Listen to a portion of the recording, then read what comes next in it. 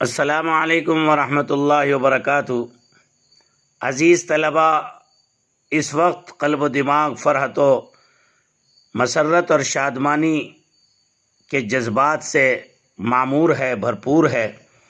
آج تقریباً 5 ماہ کے بعد تدریسی مبارک نورانی اور عرفانی سلسلہ دوبارہ جوڑنے اور جڑنے کا موقع میسر آیا، افادے اور استفادے کا۔ اور آج الحمدللہ دارالعلوم اشرفیہ دیوبند کا شعبہ تعلیمات اس بات پر فخر محسوس کر رہا ہے، جو تقریباً 5 مہینے سے جمود و تعطل کا ماحول کی وجہ سے، ایک کرونا وبا کی وجہ سے شکار تھا تعطل کا، اور تمام سرگرمیاں بالکل ایک دم ٹھپ ہو کر کے رہ گئی تھی۔ آج الحمدللہ مجھے خوشی ہے کہ پورے ملک سے تقریباً ہر ریاست اور اسٹیٹ سے ہمارے ساتھ شعبہ تکمیل افتاء دارالعلوم اشرفیہ دیوبند کے اس تعلیمی، اصلاحی اور فقہی پلیٹ فارم سے استفادے کے لیے عزیز طلباء اپنے داخلوں کا رجسٹریشن کرا چکے ہیں، اور 50 سے زائد طلباء کی اس مقدار میں، اس تعداد میں بہت اچھی حیثیت اور صلاحیت کے طلباء الحمدللہ جڑے، اور بہت فرحت و مسرت میں اللہ کا شکر ادا کرتا ہوں میرے رب کا کہ خدا کرے یہ درسگاہیں، دانشگاہیں، یہ علوم و عرفان کی یہ درسگاہیں دوبارہ اسی شان کے ساتھ آباد ہو جائیں، اور آف لائن اور آن لائن کے بجائے آف لائن ہمیں جو نبوی اور فطری طریقہ ہے اسی کے مطابق ہمیں افادے اور استفادے کی راہیں ہموار ہوں۔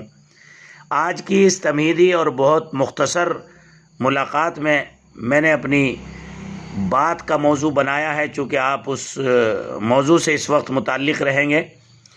شریعت مطہرہ کے ہوتے ہوئے ائمہ کرام کے اجتہاد کی کیا ضرورت تھی؟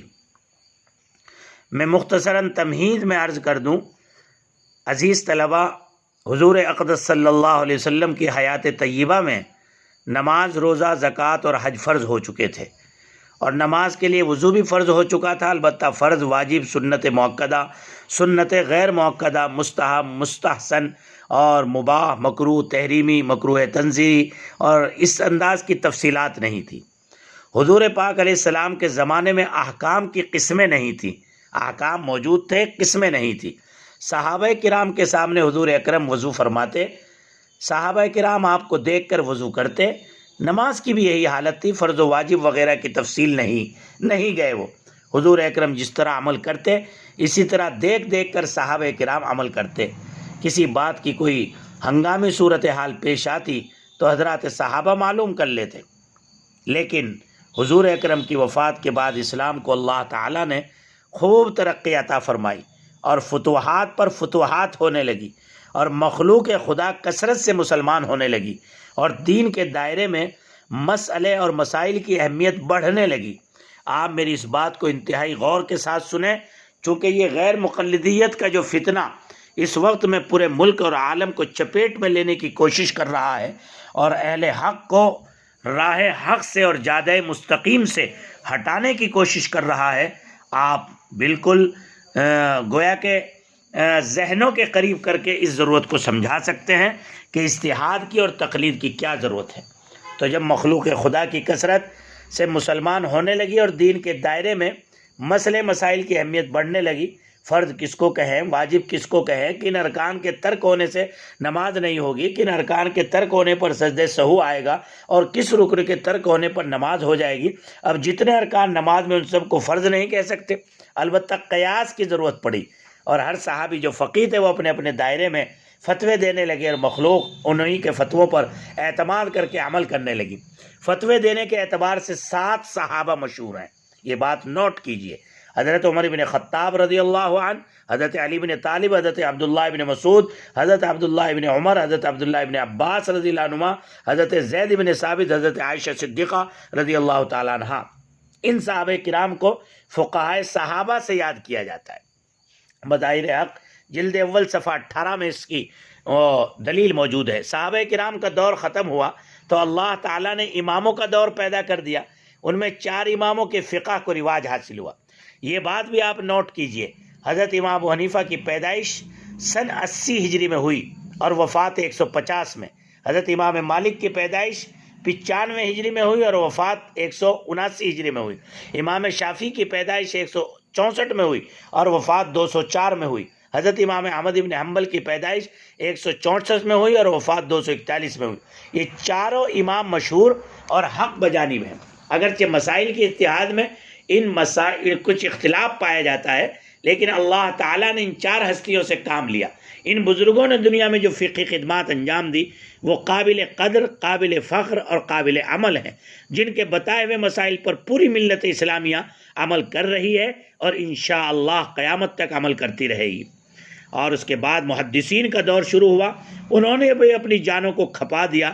اللہ اکبر، اللہ اکبر، ایک عظیم الشان ذخیرہ حدیث اور صحت سند اور تمام چیزوں کی رعایت کے ساتھ امت کو عطا کر دیا۔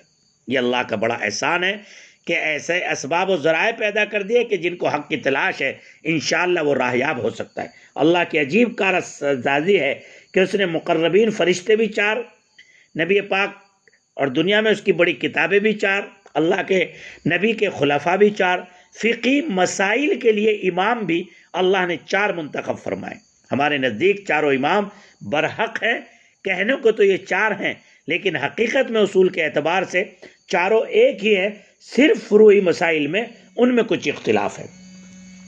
اب رہ گیا یہ پس منظر میں نے آپ کے سامنے بیان کیا، رہ گیا یہ مسئلہ کہ اس وقت میں آخر شریعت مطہرہ کے ہوتے ہوئے ائمہ 4 کی اجتہاد کی ضرورت کیوں پڑی؟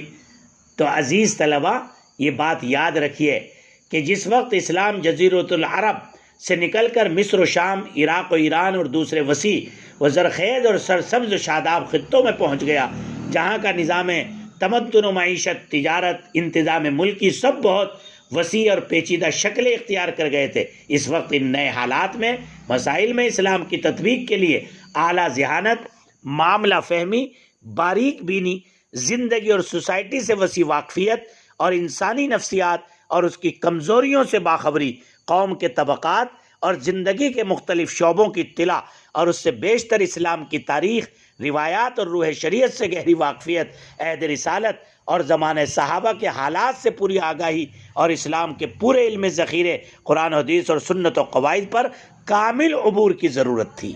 یہ باتیں میں نے ایک ایک لفظ میں بہت گہرائی بتائی ہے، اس کو آپ ذرا غور سے سنیے، بار بار سنیے۔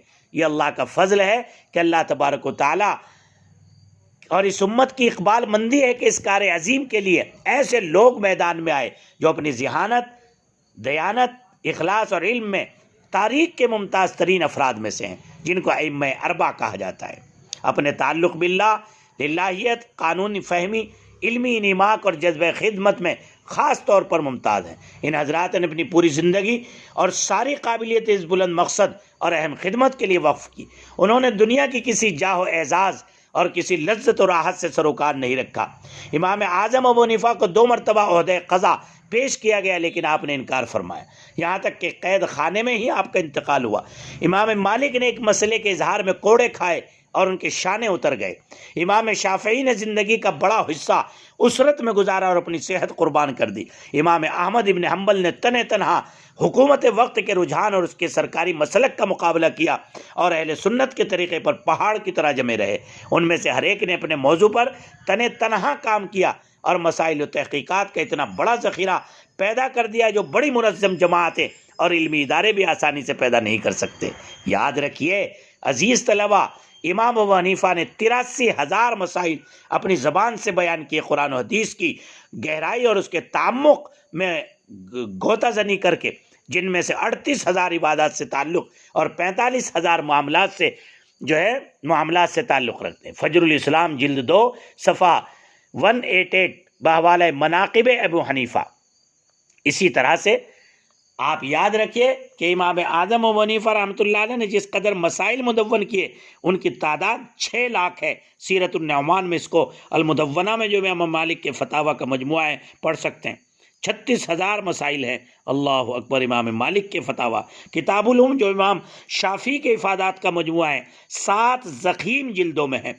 ہائے ہائے، کیسے کیسے لوگ تھے جو اس دنیا میں آئے، جنہوں نے اپنی زندگیوں کو وقف کر دیا اس دین اور شریعت مطہرہ کا صحیح روپ اور صحیح ریکھا اور صحیح صورتحال پیش کرنے کے لیے۔ اسلام کی ابتدائی صدیوں میں ان ائمہ فن اور صاحب اجتہاد علماء کا پیدا ہو جانا اس دین کی زندگی اور اس امت کی کارکردگی کی صلاحیت کی دلیل تھی۔ ان کی کوششوں اور ذہانتوں سے اس امت کی عملی اور معاملاتی زندگی میں ایک نظم اور وحدت پیدا ہو گئی اور ذہنی انتشار اور معاشرتی بے نظمی اور ابتری سے محفوظ ہو گئی۔